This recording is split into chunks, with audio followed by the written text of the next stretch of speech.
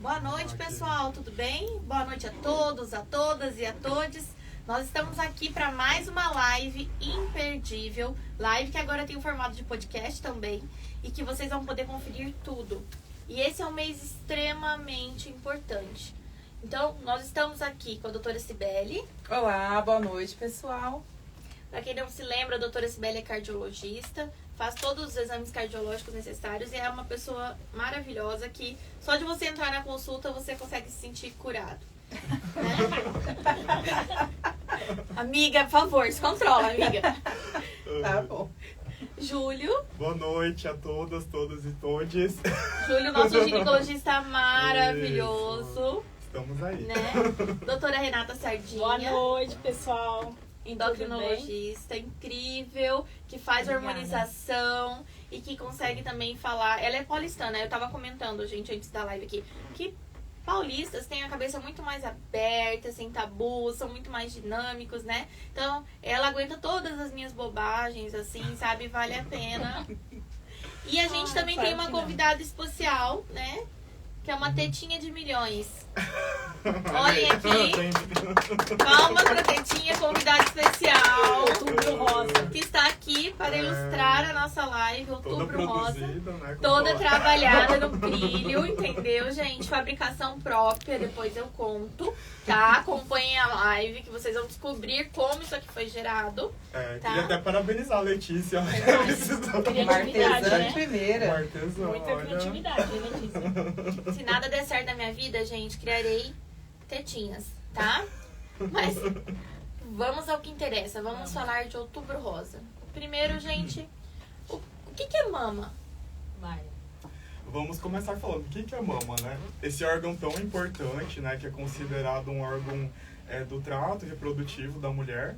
E ele é um órgão constituído por lóbulos, né? Tem os ductos e ele representa muito, né? Para a sexualidade, né? Das pessoas que têm mama. E é importante também na fase da amamentação, né? Gestação e amamentação. Então, assim, a mama ela tem um símbolo muito importante na vida da mulher. Por exemplo, pacientes, quando vão gestar, elas vão querer amamentar. Então, assim, a gente tem toda essa representação, né? De conseguir nutrir o bebezinho, do desenvolvimento. E tem muito importante também nessa questão da sexualidade, né? Tanto é que hoje a gente vai falar sobre Outubro Rosa, né? A medicina evoluiu muito, né? Os tratamentos, as cirurgias que se faziam antigamente eram mais agressivas. Hoje procura cirurgias menos agressivas, né? E procurar fazer o enxerto, né? Reconstrução já ali no mesmo tempo. No caso então a mama tem muita importância, câncer né? de mama, né? No caso de um câncer de mama, né? Que a gente vai abordar. E aqui está essa linda mama que a Letícia trouxe. Tá vendo? Cibele, doutora Cibele, maravilhosa. Eu fiz uma mama aqui, né? Que pode ser de pessoas, de mulheres trans, né? Tentei representar aqui, gente. Mas a gente tava conversando. Quem pode ter câncer de mama? Pessoal, quem pode ter câncer de mama? Quem tem mama, tá? Pessoas, né? Então, assim, tradicionalmente a gente vê o câncer de mama relacionado às mulheres cis. Mas se a pessoa tem mama, ela pode ter câncer. Inclusive homens, né? E pessoas transgênero também. Exatamente. A gente tem até, assim, pelo INCA, né, que é o Instituto Nacional do Câncer, a última revisão que nós olhamos ano passado foi mais de 64 mil diagnósticos de câncer de mama, né, no público feminino. Lembrando que o homem também pode ter, né, em torno de 1%, e ele acomete em torno de 29% das mulheres, da população. Então, assim, é muito importante esse rastreio, essa campanha que a gente está trazendo para alertar, né? Gente, então vocês imaginem, de cada 10 mulheres, 3 terão câncer de mama. É muita gente. É muita gente. E o Júlio estava falando aqui, doutora Renata, sobre a questão da importância e do simbolismo para a mulher cis da mama, principalmente em relação à sexualidade, à feminilidade. No caso da mulher trans, isso também é verdadeiro? Com certeza. Com certeza. É uma mulher como qualquer outra, né? Sim. Então a mama é fundamental. Às vezes tem até questões, assim, a gente revisa, né? Às vezes uma mulher trans quer pedir, vai lá e pede uma mamografia pro médico, né? Quer fazer uma mamografia com 30, 35 anos, que ainda é uma fase bem precoce, ela não tem nenhum histórico de câncer. E às vezes isso é uma forma dela manifestar o gênero, a feminilidade dela. Então, assim, esse médico ali na consulta que não tá preparado para lidar com esse público, às vezes fala, não, você não vai fazer. E às vezes ela quer fazer para manifestar essa feminilidade. Então tem que ser tudo conversado, examinado, orientado e individualizado, né? Doutor Júlio, eu queria que você agora explicasse para o pessoal de casa as indicações de fazer mamografia, idades e tal, que acho que o pessoal tem muita dúvida, né? Sim, sim. A questão da mamografia, hoje ele é um exame que é preconizado pelo Colégio Brasileiro de Radiologia, pela FEBRASO, que é a Federação de Ginecologia e Obstetrícia, a partir dos 40 anos, né? A gente indicaria esse exame a partir dessa idade para as pacientes de baixo risco. Que são esses pacientes que não tiveram nenhum histórico, mãe com câncer de mama, né, familiares de primeiro grau. E aquelas pacientes que não têm mutações, né, algumas alterações genéticas que predispõem ao câncer. Antes disso, é orientado fazer o exame clínico anual, né? A paciente vai no seu médico, faz o exame e também pode ser solicitado ultrassom de mamas. A mamografia obrigatoriamente a partir dos 40 que a gente faria. E ultrassom de mama teria uma idade para fazer ou não? Ultrassom de mamas, para grupo de riscos, poderia pedir a partir dos 30, 35 anos também, fazer um exame anual. Se o médico diagnosticar alguma alteração no exame, também o paciente tiver algum histórico de alto risco, pode ser indicado também o ultrassom. Entendi. Hein, doutor Júlio? Desculpa, pode falar. O que eu ia te perguntar é o seguinte, e como que uma pessoa que tem mama, né? Como que ela desconfia, tá na hora de ir procurar, eu tenho um pouco de disforia, o que eu faço? Como que vai ser essa iniciativa de ir buscar e fazer uma avaliação? A gente tem sinais, né, assim, precoces que o próprio paciente pode observar, né? Nodulação, às vezes sente um carocinho, um nódulo, tá um pouco diferente. O aspecto da pele, a gente tem aquele aspecto da pele em casca de laranja, né? Tem até um tumor relacionado a essa alteração bem característica. O paciente viu uma alteração de coloração, um nódulo, ou sentiu uma dor diferente, né? E outra coisa, a gente tem que lembrar das descargas, né, papilares que pode ter. Sim. Cor de sangue, cor de água de rocha. Então, assim, viu alguma dessas alterações, ela já pode procurar um médico para estar procurando uma conduta, né? No caso, assim, descargas papilares, para o público entender, seria saída de secreção da mama. Isso, você apertou ali o bico do peito, viu que saiu alguma coisa, ou espontaneamente, né? Às vezes de um lado, do outro, sujou, né? A blusa, o sutiã, sujou, né? já iria procurar essa ajuda. Isso. Gente, legal. E é importante a gente fazer o cuidado profilático. Então, assim, não é porque nunca teve relação sexual que não pode ter câncer de mama. Não é porque você é cis ou porque você é trans que você não pode ter câncer de mama. Principalmente quando tem um histórico na família. Então, você é uma mulher trans, mas você tem um histórico de mãe ou mulheres cis na família que tiveram câncer de mama, você tem um risco. E o ultrassom é um exame que não é agressivo, que não tem radiação, que é bem disponível e de baixo custo e que é importante. Então, na rotina, a gente sabe que as mamas que têm mais glândula, né, elas são vistas melhor com ultrassom, é isso, doutor? Melhor a questão, mamas mais densas, né, elas são ruins para ver na mamografia, né, realmente essa densidade, muita glândula, né, no tecido mamário, muito tecido, acaba atrapalhando a qualidade da mamografia. Então, a gente pode solicitar ultrassom, até a ressonância, em alguns casos, quando houver indicação, tomossíntese também, que são outros exames mais específicos. E outra questão interessante é a prótese, né, silicone, a gente tem uma redução na acurácia da mamografia em 30%. Então tem até uma técnica especial. Todo mundo que tem silicone aí, galera, presta atenção. Tem Fica 30% menos chance de no exame ver um câncer de na mama. mamografia. Aí a gente tem que fazer o ultrassom. A gente estava até conversando anteriormente, existem manobras, né, que é importante o paciente fazer uma mamografia em centros grandes, né, especializados.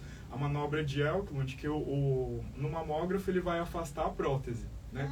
Mas isso vai depender muito se a prótese está atrás do músculo, na frente, né? para tentar pegar a maior quantidade possível de tecido mamário, né? Então, assim, é uma mamografia diferente, né? Já tem essa... E em relação aos fatores de risco, doutora Cibele, existem fatores de risco que inclusive coincidem com os fatores de risco de quem tem doença cardiovascular, né? Quem tem mais chance de ter câncer de mama. Quais são os fatores de risco? Certo. Então, em relação aos fatores de risco, pensando em câncer de mama, existem os fatores de risco modificáveis e os não modificáveis, né? Os modificáveis são os que têm mais importância e mais peso no desenvolvimento, no surgimento da doença e no comportamento da malignidade, né? Então, o mais importante de todos é o genético, né? E em relação a comportamento, né? Fatores de risco modificáveis. A obesidade piora o comportamento de neoplasia, aumenta a incidência, tabagismo também causa...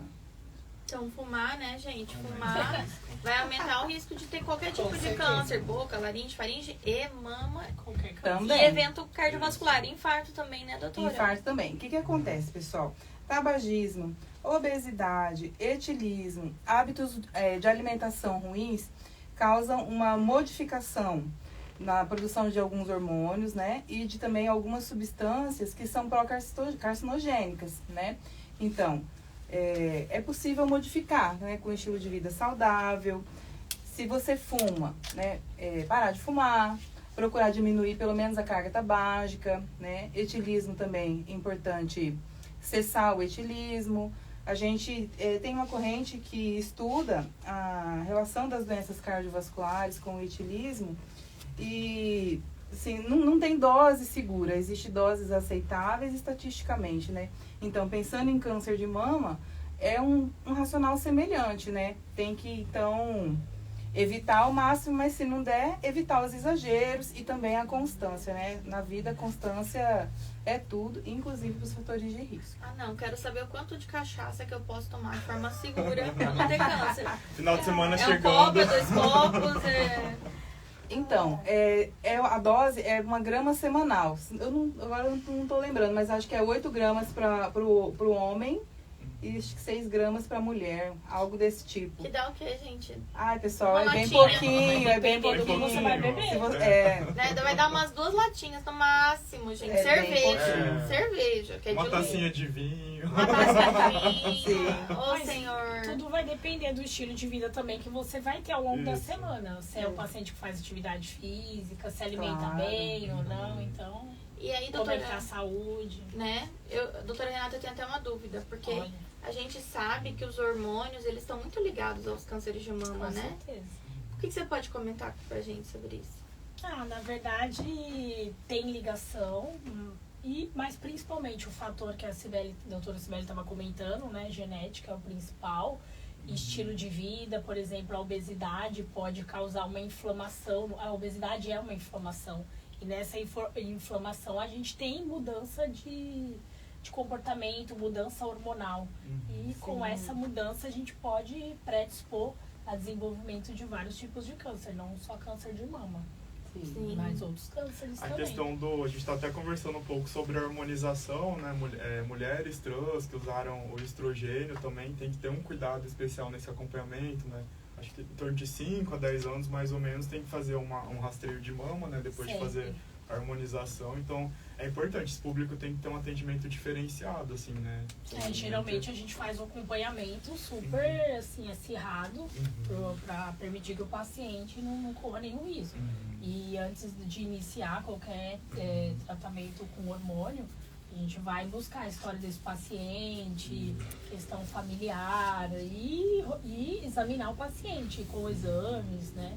Sim. Pra gente garantir que tá tudo Que bem. tá tudo bem. E fazer Gente, acompanhamento. Então, olha, os hormônios, né? Quando a mulher trans, ela usa os hormônios femininos para feminilizar, ela também pode nutrir alguns tipos de tumores. Então, isso pode acontecer, inclusive, com mulher que toma anticoncepcional e, Sim. né, mulher cis toma anticoncepcional. Mas a doutora Renata, ela tem todo esse cuidado do exame periódico, e o doutor Júlio também, para que a gente observe, até porque o câncer de mama na mulher trans, ele é mais grave no sentido de que tem pouca glândula mamária. Sim. Então, a cirurgia ela acaba sendo mais agressiva, né? Há uma chance maior de metastização. Sim. Então, o rastreio precoce, o diagnóstico precoce e a história bem coletada, que nem a doutora Renata tá O falando, acompanhamento, né? e o acompanhamento são extremamente importantes para que vocês... É por isso que a gente fala assim, olha, gente, não faz hormonização você mesmo. Olha, gente, a dose não é assim, tem que ir devagar. Individualizada, né? Né? Vamos fazer de forma segura. Por quê? Porque a gente sabe que existem muitos riscos, né? E aí, tem até uma coisa interessante. Nós já vamos chegar na parte que vocês querem, de mexer na tetinha, tá? É o ponto alto da noite. É que é o O pessoal tá indignado ainda da questão da bebida. Que Da vai sair só pra cachaça. tomar 2, não dá certo. Não, vamos fazer assim, gente, vamos economizar, não toma durante o mês Isso. todo, aí quando vai ter uma festa, daí você toma mais, acumula. Não Uma é? vez na faculdade, um colega perguntou pro professor, falou, olha, essa tacinha de vinho que pode tomar uma vez por dia, eu posso deixar pra tomar todas no final de semana? É uma boa, né? Tá vendo? Não, Gente, Pode. gente, olha, vamos pensar nos fatores que a gente consegue mudar, vamos pra academia, vamos fazer uma alimentação mais saudável, pá. Já já a gente vai chegar aqui na tetinha, fiquem É, tranquilos, já na tá. tetinha e também no colo do útero. Ah, tá Agora, aqui, ó. eu queria comentar um... Ai, que delícia, olha, gente! E depois o Dr. Júlio vai explicar direitinho. Queria comentar pra vocês a história babado que a gente tem. E eu queria que o Dr. Júlio até explicasse pra gente direitinho. Da nossa musa diva maravilhosa, bucudona, Angelina Jolie. Angelina Ah, Jolie. esse Né, é. gente? Doutora Sibeli, qual que é a história da Angelina Jolie? Pessoal, Angelina Jolie simplesmente tomou uma decisão, faz uns anos já, de retirar, fazer uma mastectomia total. Retirou todo o tecido mamário como uma forma de prevenção dessa, né, de câncer de mama. É uma paciente que tem genética favorável, né? Mutações genéticas conhecidas, e aí ela tomou essa decisão. Então, olha, Ela gente. fez o painel genético, a mãe dela faleceu de câncer de mama. Ó, E por isso lá no país dela ela fez esse rastreio, fez o painel genético, né? Que é um exame disponível, ela viu que ela tinha essas alterações. Isso, o risco dela, a chance de ela ter o câncer de mama era muito grande. Então ela optou pela cirurgia. Mas não é fácil tomar essa decisão também, né? Porque tem que ser muito bem conversado com a paciente, porque a mastectomia, né? Ela vai tirar a glândula, né? A parte interna. A sensibilidade é muito alterada depois. Então essa paciente, quando for ter relação, né? Como que ela vai se sentir? Então assim, pra gente até indicar isso, por mais que ela tenha esse risco, mas tem que ser muito conversado, né? Pra ela aceitar isso. Até queria fazer uma pergunta. Vamos lá. Então, olha só, uma bem, amiga gente, Uma Né? amiga minha. Amiga da minha amiga, no Uma caso. amiga minha. eu tava vendo o seguinte, né? Eu fui dar uma lida, né? Uhum. Pra me preparar pra estar aqui na presença de vocês, né? E Equipe aí, olha- top, ó. Já. Milhões, equipe de milhões, gente. E aí eu vi o seguinte, que o câncer de mama, né? Ele é relacionado, o que causa a piora, né? O surgimento, piora, prognóstico, tudo isso, é relacionado ao tempo de exposição aos hormônios feminilizantes. Feminilizantes, né? Isso. Então, assim, menina que menstruou muito cedo e pessoas que tiveram a menopausa muito tarde, ou que usaram anticoncepcional hormonal durante muitas décadas, né? Mais de 10 anos. Então, o que faz a pessoa aumentar o risco é a exposição ao hormônio feminilizante. No caso aí da Angelina Jolie, né? Vamos supor, eu descobri, eu tenho essa história familiar, descobri que eu tenho essa genética, aí eu tomei essa difícil decisão de fazer a mastectomia, retirar totalmente minhas glândulas mamárias. O ovário, teria que fazer também a ovarectomia? Eu teria que tirar esse ovário? Porque aí, o que acontece? Eu ainda ia ficar exposta aos estrogênios, né? No caso da mulher cis, né? Isso. E aí, no caso do resíduo, de glândula, outras coisas. E do homem trans, viu, gente? Não é porque você tirou a mama, né? Que você tá sem a peitiola que você não tirou o útero. Então a pergunta faz sentido. Né? Então, nesses casos, quando tem as mutações, né, desses genes BRCA1, 2, a paciente tem um risco também de ter o câncer de ovário. Então, por esse risco, igual assim, tem que ser muito conversado, né? É psicólogo, equipe de oncologia, uma equipe multidisciplinar.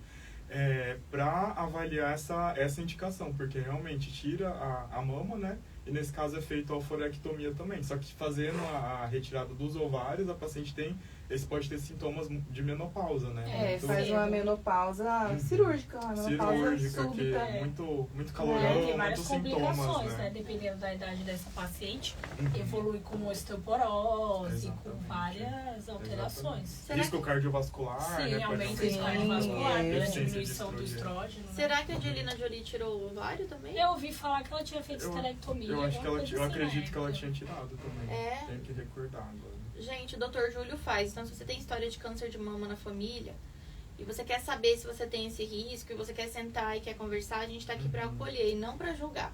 Então, você vai sentar, o Dr. Júlio pode pedir esses exames e conversar com você. Agora, o que ele falou dessa questão da sensibilidade na mama é uma coisa importante, né? Sim, E sim. também daquela projeção, né? O que você pensou pra tua vida, né? Você quer ser mãe, você não vai querer ser mãe? Qual que é o seu projeto de vida? Né? Isso inclui os homens trans também, Tá tudo né? bem, Porque né? existem muitos homens trans que querem ser pais e que querem gestar e tá tudo bem, mas aí ele tem que fazer todo esse rastreio que é muito, muito importante. E a doutora Sibeli falou uma coisa muito importante também. Quem tem chance de ter câncer de mama também tem o de ovário, né? Então, os dois estão interligados. Não adianta rastrear só a mama e deixar o ovário. o ovário, né? Fazer um ultrassom transvaginal e pelve, né?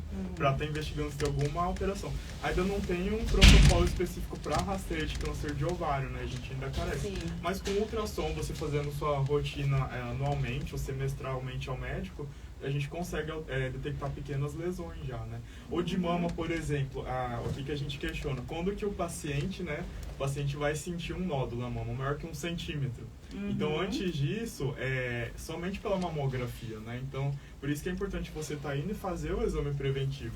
Gente, eu vou contar uma história do Covid. Eu, né, teve uma época na minha vida, um passado sombrio, que me chamavam de Doutora Covid. É verdade. Salvou muita gente. 99% das coisas que eu fazia era Covid. Verdade. Graças a Deus, ao bom pai, eu consegui auxiliar nesse excelente processo. isso. Mas uma das tomografias que eu pedi de uma mulher, veio um tumor na mama. Nossa. Tomografia do tórax. Graças a Deus. Deus, apareceu e o colega viu. O radiologista estava atento. O radiologista estava atento e viu o Se tumor. não tivesse pedido, né? Exato, ele laudou aí, né, a infecto lá, pôs no pulmão. Quando eu vi, eu olhei, e viu, gente, eu sei que é uma coisa óbvia, mas é importante ler o laudo do começo ao fim, não só o resumo do laudo, tá? Porque muita gente lá naquela correria Atenção, pula. colegas. Atenção, colegas, câmbio, alô, né? Leiam do começo ao fim. E é aquela coisa assim, não sabe o que é, encaminha pro especialista. Exatamente. Entendeu? Porque a gente não pode impedir que o paciente procure uma ajuda, né? Essa Exatamente, paciente, graças a Deus, e eu acho que ela era inclusive uma mãe de uma médica ou de uma aluna de medicina que estava distante, sabe? Nossa. E graças a Deus ela fez o rastreio, tratou e Tá detectou no começo, porque ela não sentia, porque é o que o Dr. Júlio tá falando. O que é 1 centímetro? É isso aqui, né? É muito, muito pequeno, Gente, né? 1 Você não centímetro palpa. é uma E pedra. assim, falando 1 centímetro, É a grande. gente tem vários tipos de mama, né? Tem Sim, mamas mais sim. densas, menores. Às vezes nem 1 centímetro a gente palpa, né? Pela literatura, 1 centímetro Então eles quer colocam dizer como que no palpável. exame da mama, se eu for no banheiro, fizer um toque, eu só vou sentir um nódulo se ele for de 1 centímetro pra cima. É maior que 1 centímetro. Maior que 1 Antes de 1 centímetro, só na mamografia, nos métodos de imagem, né? Por isso que é importante fazer, até porque esse tempo que ele leva para crescer até 1 centímetro, né? Então, no exame você pega lesões menores e que propiciam um tratamento, uma conduta bem melhor, né? Bem mais favorável. E os Tem uma cânceres? dúvida, doutor. Os cânceres, pessoal, têm um comportamento mais agressivo. Então, se você foi no seu ginecologista há 6 meses atrás, fez todo o exame da mama e do útero, e depois você percebeu agora que tem alguma coisa errada, é possível sim que exista um exame normal e que 3 meses depois exista um Sim. tumor Alterado, né? alterado, Então, assim, tumor grande, tem lesões né? que evoluem muito rápido, né? Como que é a patologia assim, do câncer? Como que ele surge, né? A mama, ela é constituída de ductos, né? Tem vários ductos. Então, geralmente, esses ductos, esses caninhos, têm um epitélio que reveste, né? Então, começa a aumentar ali dentro, proliferar. Então, ele vai crescendo, crescendo até detectar lesões maiores. Então, assim, quando ele está muito pequenininho, a gente realmente pega mais nos exames, né? Então, favorece muito o tratamento hoje. Eu queria saber, assim, a indicação de... Uma vez eu vi que a ressonância de mama, se ele o melhor exame para detectar câncer de mama. Eu queria que você falasse um pouquinho sobre... A indicação. Assim, porque talvez as mulheres fazem mamografia e nem todo mundo faz ressonância, não sei. A ressonância hoje, ela não entra num programa de rastreio universal, né? A gente vai fazer ressonância em todas as mulheres. Porque é um exame, tem um custo maior e a gente consegue rastrear lesões com a mamografia e com o ultrassom. Mas a ressonância, ela é importante no grupo, às vezes, de pacientes que tiveram um familiar, né, de primeiro grau com câncer, e a gente fica com alguma dúvida ali no ultrassom, ou deu um BIRADS 3, né, algo na mamografia no ultrassom, para elucidação diagnóstica, né, e o ginecologista, o mastologista está acompanhando com a ressonância, né, que é esse exame mais específico. Muitas vezes a gente tem uma classificação no ultrassom, né, que dá uma suspeita mais grave, a gente faz ressonância e reclassifica. O paciente vê que é um conglomerado de cistos, que é algo tendendo a benignidade, não a malignidade. E na mamografia, identificaria um nódulo menor de 1 centímetro? Na mamografia, a gente avaliaria pequenas lesões já menor que 1 centímetro. Se bem indicada, porque em mulheres mais jovens, que a mama tá mais dura, gente, quer dizer que tem mais glândula. Mais glândula. Então, pode ser que, eu fiz a mamografia e não viu nada, às vezes o ultrassom vai ser melhor pra ver alguma coisa. E o oposto é verdadeiro, uma paciente mais idosa, às vezes ficar fazendo ultrassom e não fazer uma mamografia pode... Não vai ver, né? Pequenas calcificações ali, lesões. Uhum. Eu falo, a mamografia é um exame antigo, mas que a gente não pode abandonar ainda, né? É muito comum os pacientes chegam no consultório e falam, não, doutor, mas tem que fazer esse que aperta o peito, essa mamografia. Hoje tem a digital, que é um pouquinho menos desconfortável. Eu falo, a gente não pode abandonar, né? Tem que fazer os dois a partir dessa idade, né? Antes é mais somente ultrassom. Porque uma complementa a outra, então não tem como a gente abandonar ainda a mamografia, né? É um exame muito importante, né? Hoje eu vim só para perguntar. Gente. E qual a diferença das mamografias aí que você está falando? Da convencional, né? Tem os mamógrafos mais antigos, né? Que eles são mais arcaicos, assim, a paciente sente mais desconforto. A digital, especificamente, ela projeta imagens melhores, tem menos desconfortável, mais rápido, né? Hoje tem a tomossíntese também, que seria como se fosse uma tomografia, que ela tem uma acurácia melhor, né? Ainda vai ter vários estudos sobre ela, mas ela é um exame que pode ser indicado também. E gera menos desconforto, porque o que as pacientes queixam é ter que pressionar a mama, né? Por conta da incidência que é feita. Cômodo, né? Desconfortável. Eu vou contar... Não, nunca fiz. Eu fiz ultrassom. Mamas densas. Ultrassom. Gente, aqui são mulheres de peito. A gente só fez ultrassom. Mamas densas. Vou contar um outro caso que aconteceu na minha residência, porque o que a maioria, né? Nós aqui da Rede Libertar, nós queremos quebrar os tabus.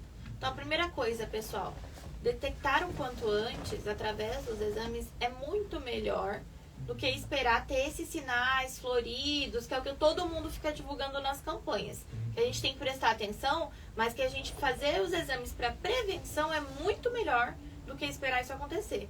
E quando a gente fala, todo mundo fala assim, não, é outubro rosa, eu sei tudo. Porque sempre falam assim, quando uma mama fica maior que a outra, ou quando uma mama fica com a pele parecendo que tá cheia de celulite, que o pessoal chama de casca de laranja só de um lado, ou fica vermelha, ou quando do nada começa a sair secreção do peito, que não parece leite, que parece uma aguinha, ou que sai um pouco de sangue, ou quando eu sinto um caroço. É isso.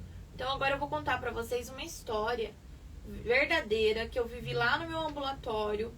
Ambulatório 3 do Júlio Miller, minha escola, que eu me orgulho muito. E agradeço todos os dias, Julião.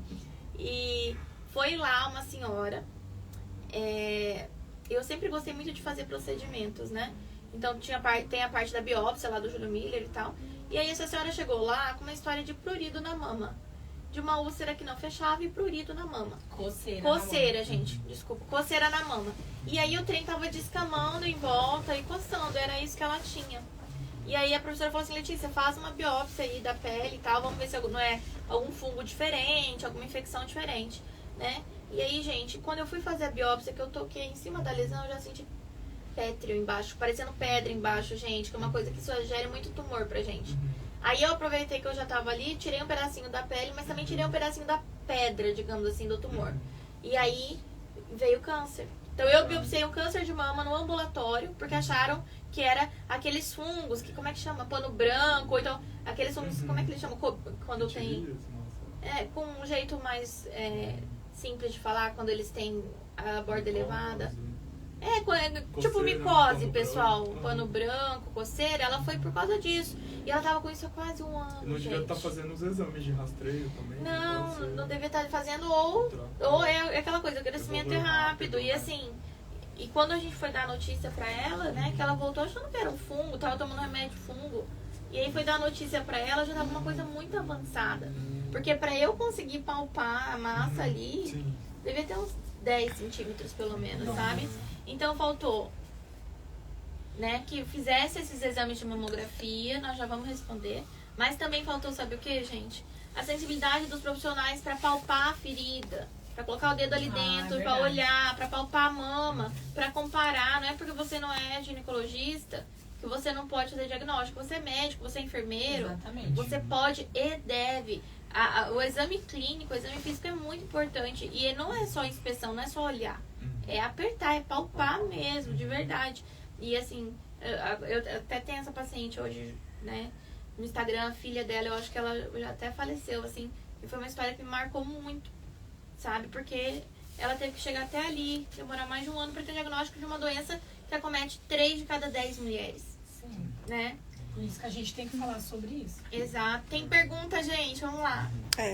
Perguntaram aqui, mulheres com histórico na família precisam iniciar seus exames periódicos a partir de qual idade? Com relação ao ultrassom, aos exames de rastreio da mama, né? Se tiver um alto risco, a gente pede pelo menos 10 anos antes, né? Que o familiar de primeiro grau descobriu, né? Hoje tem protocolos, dependendo do... Então, por exemplo, minha mãe descobriu câncer de mama com 30 anos. Com qual idade que eu tenho que começar a procurar fazer ultrassom da minha mama? Se minha mãe tinha 30 anos. Em média, assim, pelo menos 10 anos antes. 20 anos, né? Seria. Então, eu com 20 anos eu já tenho que começar a fazer esses ultrassons com que Pelo frequência? menos, anualmente. Pelo né? menos uma vez por ano. A gente depende... Hoje tem No vários, máximo assim... 20 anos, gente. No 20 máximo. anos, Pode ser antes disso também. Claro, ultrassom às vezes a gente usa para diagnóstico de outras lesões benignas também. O que eu falo? Às vezes tem lesões de alto risco que a gente... Depende do tipo de câncer que sua mãe teve, né? Tem vários tipos hoje, né? Que o familiar teve. Alguns casos a gente já começa um rastreio até com ressonância com 25 anos, Nossa. dependendo do grau, né? Que a gente sabe que tem cânceres mais agressivos, que tem a casca, pele em aspecto de laranja, né? Mais invasivos, então alguns a gente já começa até com a ressonância já, o rastreio. Depende muito do tipo, né? De qual tipo de câncer que foi. Entendi. Eu queria fazer uma pergunta pro Dr. Júlio, na verdade pro pessoal que está assistindo. Dr. Júlio, todo nódulo na mama é câncer? Essa é uma pergunta que é uma das maiores causas de procura no ginecologista, né? A paciente sente um nódulo, fala, doutor, tá diferente, tô com câncer, é a grande preocupação. Graças a Deus a maioria não é, né? Então, assim, em consulta mesmo, com uma anamnese, assim, a consulta você investigando aquela paciente, o passado dela, se ela já amamentou ou não, se ela tem algum caso na família, e depois no exame físico das mamas a gente já consegue tranquilizar. Então ela já consegue sair mais tranquila da consulta. Claro que a gente vai utilizar os exames complementares para confirmar essa hipótese. Porque às vezes pode ser um cisto, né? Pode ser uma questão de trauma. Tem galactocele, que é como se fosse um cisto de leite. Pode ter o fibroadenoma, né? Que é um tumor benigno, que causa muita dor, desconforto. E às vezes confunde, né? Sente uma nodulação, acha que é uma lesão maligna e não é. Um fibroadenoma que é benigno. Então, assim, nem todo nódulo é câncer. Que eu pego muita paciente que acompanha nódulo benigno, Faz então acompanhamento, né? bastante mesmo, Sim, né? muito. Agora, Muita gente. uma pergunta capciosa, doutora Sibeli. Veja se você concorda comigo. Se o câncer de mama e também de ovário, ele pode e é estimulado pelos hormônios femininos, né? E que a gente pode, inclusive, ingerir. Na gestação, que é o ápice de hormônio feminino, quem tem chance de ter câncer de mama pelo histórico familiar, o risco aumenta na gestação e é mais difícil diagnosticar numa mama que está amamentando? Eu vou responder. Manda Pode responder. arrasa, amiga. Eu não tenho ideia da resposta, Hoje o dia é inclusive. dele. Hoje é dele, gente. Todos nós. A questão na gravidez é mais, pela densidade da mama, né, a proliferação, é mais difícil de fazer esse diagnóstico no exame clínico. Então, realmente, ali, às vezes, durante o pré-natal, a gente tem que fazer o ultrassom de mamas. Eu já tive um caso, você falou um caso na residência que te marcou bastante, tem um também que eu lembro, que a paciente foi fazer estava fazendo um rastreio para a mama, né? E diagnosticou uma lesão. E nesse exame que ela fez, viu que ela também estava grávida. Foi uma tomografia que ela tinha feito. E ela não tinha esse histórico de gestação, nem suspeitava que estava grávida. Ela foi procurar um ambulatório lá por causa de uma lesão na mama. Então, assim, foi uma gravidez que teve uma lesão na mama. Então, a gente sabe que é um pré-natal, que é um cuidado maior. A gente teve que interromper a gravidez, né, fazer o parto do bebezinho antes do tempo para ela fazer um tratamento. Mas então, assim, então, o doutor tá falando que essa paciente tinha um câncer de mama. Tinha um câncer de mama. Ela foi feita a biópsia, foi feita a investigação. E nos exames, assim, que a gente usa para ver as outras partes do corpo, a tomografia, né, quando descobre uma lesão maligna na mama, faz um restante do exame para ver no restante do corpo. Descobriu que ela também estava grávida. Então, assim, foi algo que marcou bastante, porque é um pré-natal que é diferenciado, né? Não tem como a gente não se envolver com esses casos, e a gente sabe que a gravidez, como é um estado que tem aumento dos hormônios por conta da placenta, pode até acelerar essas lesões. Então, assim, a gente tem que cuidar. Então, o tumor crescendo mais rápido e a gravidez contraindica o tratamento do câncer de mama. Alguns casos contraindicam. O tratamento você fala cirurgia ou químio? Geralmente químio não pode fazer, né? medicações, né? A gente tem as linhas da quimioterapia, né? Tem vários tratamentos, né, que tentam bloquear a parte hormonal também, né? Mas sim. na gravidez a gente evita usar por causa do E ela bebezinho. poderia fazer uma cirurgia? Não. Alguns casos faz a cirurgia, no caso para biópsia, para retirar ali, como ela tinha mais outros complicado. comemorativos, assim, aí não foi indicado. Uma Mas, cirurgia maior não... Não dá, né? Então, assim, Uhum. gente, mesmo você estando gestante ou lactante, você precisa examinar a sua mama Isso. e você precisa fazer o preventivo da mama. Tanto que Vou pegar aqui. parte por parte, a mulherada e homens, mulheres Atenção. trans, tá? E homens trans também. Todo mundo que Sim. tem mama, os homens também em casa, por favor, não é só a mulher Isso. que vai fazer. Todo mundo, resumindo. Autoexame. Vamos lá, vou pegar na teta de milhões aqui. Ai, que delícia. Começou. O que é importante? Eu vou demonstrar aqui também em mim, porque a primeira coisa que a gente vai fazer é se olhar no espelho, né? Tirar a roupa e se olhar no espelho. Vai ver se tem alguma diferença na pele, né? Na cor da pele, ver se um lado tem um abaulamento, que é uma parte... Inchado, um né? inchaço, uma Lado parte não. aumentadinha com relação a outra, ou depressão, uma parte mais afundada, e se olhar no espelho. Aí fez essa parte, vai levantar o bracinho, né? Ergue o braço e vê como que o parênquima, a mama desliza. As meninas estão fazendo isso aí, todo mundo fazendo. Produção fazendo também. Produção. Então vai levantar o braço e vai ver como esse tecido da mama desliza, né, sobre essa parte do peito, para ver se tem alguma parte mais rígida, né, com fibrose, uma área mais dura. Aí passou essa parte, a gente vai chegar no tão esperado, a palpação. Ui. Aí agora a gente vai começar a palpação primeiro em espiral. Você vai da periferia da mama, né, para o centro. Então vai fazendo a espiral, faz toda a espiral. Importante usar essa parte dos dedos, que é onde a gente tem maior sensibilidade, né? Não vai fazer assim, nem assim, né? Sempre desse jeitinho. Aí vai fazendo uma espiralzinha, pegando toda a mama, todo o peito aqui, até chegar aqui no bico. Aí chegou aqui, faz uma massagem também e sente como tá. Outra, como que a gente pode continuar o exame? É fazendo na vertical, vai passando na vertical também, pode ir deslizando, ver se tem alguma irregularidade, e depois na horizontal. Parece. Aí você vai fazendo na horizontal aqui, desse jeitinho, vamos fazendo na horizontal. Então você viu como que é rico esse exame. Acabou? Não acabou. A gente vai chegar aqui agora e vai apertar o mamilo. Não vai apertar muito forte, devagarinho. Aí vai ver se sai algum líquido, né? Como água de rocha, sangue, né? Leite, algo nesse sentido. Terminou isso, Letícia, a gente não pode esquecer da axila. que é super importante. importante, né? Sovaco, tá? Sovaco. O primeiro lugar que vai o câncer depois da mama, é pro sovaco, pras ínguas do sovaco. São os gânglios, né? Que a gente sente, assim. Sabe quando a gente tem, quando o pescoço tem, quando tem dor de garganta? Isso pode dar aqui debaixo do braço. Exatamente. Então depois, assim, que seja a mama, a gente divide ela como se fosse um reloginho, né? Em quadrantes superiores e inferiores. Aqui nessa região, né? Superior à direita e superior à esquerda tem muito tecido, muita glândula mamária. Cauda de Spencer, tem até esse nome na terminologia médica.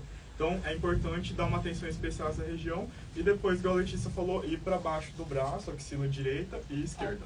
E é palpar. o lugar que mais tem câncer, então, aqui, doutor Júlio? É onde tem uma concentração, uma densidade maior de glândulas. Então a gente tem que ficar atento a esses quadrantes superiores e externos, da mama direita e esquerda, por conta dessa anatomia mesmo. E faz só de um lado ou faz dos dois? Dos dois lados. Bilateralmente. Terminou um lado, vai pro outro. O ideal, em períodos menstruais, é fazer depois da menstruação, 7 dias que a mama tá menos inchada, né? E viu que interessante, gente? Isso muda o tamanho, vocês sabem. Todo mundo que tem mama e que menstrua sabe que o tamanho da mama muda, que aparece caroço, some caroço, mas o câncer não some, tá, gente? É uma 7 pedrinha. dias depois. Em média, 7 dias ali, passou a menstruação, aquele inchaço, aqueles sintomas, vai lá e faz o exame. Pega um óleozinho embaixo do chuveiro morno, né? Uma coisa confortável, né? E vai fazendo. Porque daí você vai se conhecendo 1 mês, 2, 3, então qualquer alteração você já percebe. Você tem que saber o seu normal, pessoal. Exatamente. E o que o senhor trouxe aqui? A senhora tá no céu. Desculpa. Você. Ó, gente, vou mostrar aqui pra vocês. Esse é um protótipo do colo do útero, ó. Olha lá o útero, eita, tem até um DIU aqui. Opa, apareceu. Esse é pra depois. Ó, esse aqui vai ser outra Gente, live, mas é olha o pequeno, né? tamanhinho que é o DIU, gente. Gente, é muito pequeno. Ó, porque o povo fica achando que é imenso. Olha aqui, ó. Olha a minha unha. Pequeno. Não dá nem metade da unha. Dura vários anos. E dura vários anos, tá? Mas a gente tem que fazer outra live pra falar sobre métodos Contraceptivos, vamos com fazer, certeza. verdade. Legal. E aí, e esse aqui é o útero? Isso, aqui a gente tem o útero, né? Como pode estar vendo. É o ovário, né? Ovário, trompas. E aqui o colo do útero, né? Esse que é o tão conhecido colo do útero. E aqui o canal vaginal. Então, o que a gente trouxe, que a gente estava conversando antes? O outubro rosa é importante fundamentalmente para as mamas, mas não podemos esquecer que logo depois do câncer de mama veio o câncer de colo do útero, que acomete toda a população que tem colo do útero. Então, assim, a gente tem que fazer o exame do preventivo. A princípio, vou mostrar para vocês brevemente, a gente usa o espéculo, né, que a gente não tá com o espéculo hoje, vou trazer na próxima. Mas esse trem de plástico que tá aqui... Espéculo é uma borrachinha, é um dispositivo de plástico que a gente vai introduzir aqui no canal vaginal. De pato, gente. Isso, e visualizar Bico, o colo né, de do pato. útero. É, um bico, acho que é um bico de pato. Bico de pato.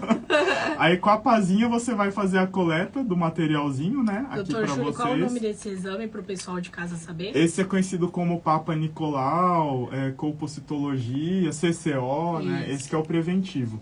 E depois a gente usa essa escovinha aqui, né? Às vezes ela pode fazer uma cosquinha quando você vai colher também. E, gente, sempre importante... Gente, Júlio tem a mão super leve, porque ele já esteve no meu útero. Já conheço. Já É conheceu Ele importante... te conhece profundamente. Ele me conhece profundamente. Tem câmera, ele ainda filmou e gravou e tirou foto. É verdade, tem o Porque ele tem colposcópio. câmera. Então, gente, enquanto o Dr. Júlio tá coletando de você no consultório, você tá enxergando o seu colo do útero. Você se vê. Como ele é, você consegue se ver. Olha que Doutor empoderamento, Júlio, né? muito Tem bom. agenda aberta para? Olha, vamos falar com a Éder. Éder tá vendo a live, já vamos ajeitar. Aí coletou, Doutor Júlio acabou. Mãos de E a Fada. gente, Exatamente. pra fazer essa coleta, que eu acho importante, às vezes tem um público que usou testosterona, né, que fez uso do hormônio e tem a vagina muito ressecada, pequenininha, né, então a gente tem que usar um lubrificante, usar um espéculo, aquele aparelhinho pequenininho. Às vezes a gente até usa um estrogênio, um hidratante, uma semana antes de colher o preventivo, para trazer mais conforto para essa população, né, pro homem trans, por exemplo. Então a gente tem que ter todo esse cuidado, né. Aí tirou esse materialzinho, essas células a gente põe num frasquinho e manda pro laboratório onde vai ser feita a leitura pelo médico patologista. E dá pra ver se tem câncer aí? Dá pra ver, com certeza. No próprio exame, né, no olhar a gente tem algumas câmeras que ampliam, mas o próprio ginecologista olhando, a gente pode ver se tem alguma verruguinha, alguma ferida, sangramento, né. Mas o CCCO não serve pra ver câncer do ovário, serve? Ele serve pra ver essa parte aqui, do colo do útero, essa parte mais externa. Do ovário, o que a gente poderia, o que a gente solicita um ultrassom transvaginal, em alguns casos uma ressonância de pelve também. E alguns marcadores, que são exames de sangue, né? Sim. Que a gente pede para ver se tem alguma alteração nesses órgãos também. E qual a idade está indicada fazer o Papa Nicolau pro pessoal de casa? O Papa Nicolau, pelo Ministério da Saúde, eles recomendam a partir dos 25. Mas assim, a paciente começou a ter relação, a gente já colhe. E muitas vezes tem algum corrimento, alguma outra queixa, então a gente já faz essa avaliação, faz o tratamento e já pode realizar a coleta também. Ó, estão falando aqui, já quero a live sobre DIU. Tenho bastante medo e dúvidas. Já tem o assunto. Já estão pedindo live. Vale a pena, a gente vai organizar a live sobre DIU, tá? A agenda da Letícia é muito cheia. Não, vai ser excelente, gente, né? Não, É muito legal o imagina. assunto. Mas é super A gente legal. vai falar sobre DIU hormonal, não hormonal. Ah, bacana. Isso, a gente já pode tá falar dos marcado, vários Marcado, tipos de que DIU. tá. Vocês pediram, vai ter. Não, e eu quero uma live também sobre infarto, tá? Que todo mundo tem medo de infarto e a doutora Cibele tem muito pra explicar pra gente. Então, Verdade. tá marcado aqui também. Então tá marcado. Vamos só marcar, combinar o dia. Isso aí. Tá, vamos. fechado. Gente, o tempo tá acabando. Foi um prazer muito rápido. imenso. Foi rápido. É muito rápido, né? Porque é muito gostoso conversar com vocês. Infelizmente, às vezes a gente não tem esse tempo pra falar com vocês no consultório, né? Pra fazer educação em saúde, pra fazer prevenção. E a prevenção é a medicina mais tecnológica que existe. É a melhor A educação. saúde. Se A educação conhecer, em saúde, né? se conhecer, se olhar. Então todo mundo vai acabar aqui a live, vai todo mundo fazer o exame de mama em si, vai estimular o esposo ou as pessoas com pênis da casa a fazerem também o exame de mama. Muito obrigada, doutora Cibele, gostou? Gostei muito, bacana o tema. E eu agradeço muito aí a audiência. Doutora Renata, gostou? Adorei, agradeço aí, doutor Júlio, pelo tempinho com a gente, né? E pelas explicações, né? Ah, magnífico. Não é, até eu esclareceu bastante coisa, né? Porque a gente é médico, a gente sabe tudo. certeza. Aí pro pessoal de casa que tá assistindo, acho que foi fundamental essas explicações. Bacana, te espero lá no consultório. Doutor Júlio, gostou? Obrigado, muito bom estar acompanhado desse time fantástico. E muito agradável essa conversa pra gente passar essas informações tão importantes, né, pra vocês e dessa forma descontraída, explicando, igual a doutora Letícia falou, com calma, orientando, e ficamos aí disponível pra próxima live. E se toquem! Se toquem, mulherada! Um beijo! Tchau. Tchau.